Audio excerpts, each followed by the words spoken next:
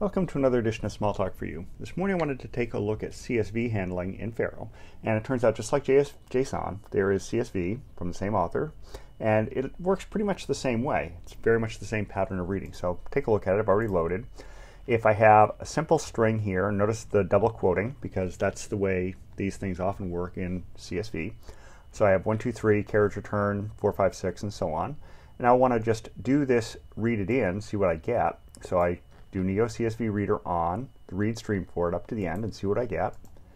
And I get exactly what I'd expect: an array 1, 2, 3, another array 4, 5, 6, another array 7, 8, 9. So you can see that I get back kind of database style reading with no real mapping, just an array of arrays.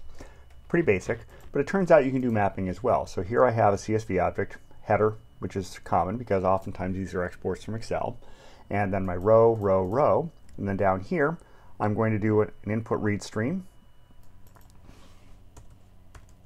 So I have to transfer to that. So I do this on the read stream. I'm going to skip the header, so notice that I just skipped past it.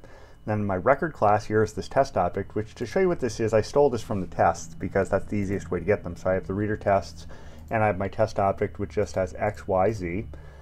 And then you come in here and you add an integer field, add an integer field, add an integer field. If you take a look at the framework, you'll find that there are other variations on this for adding strings and whatnot, so you can get pretty much whatever kind of object you want.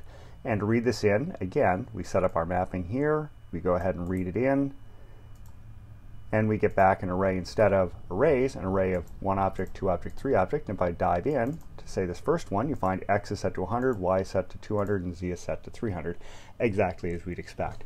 So again, go ahead and take a look at the test. That'll show you exactly how to use them.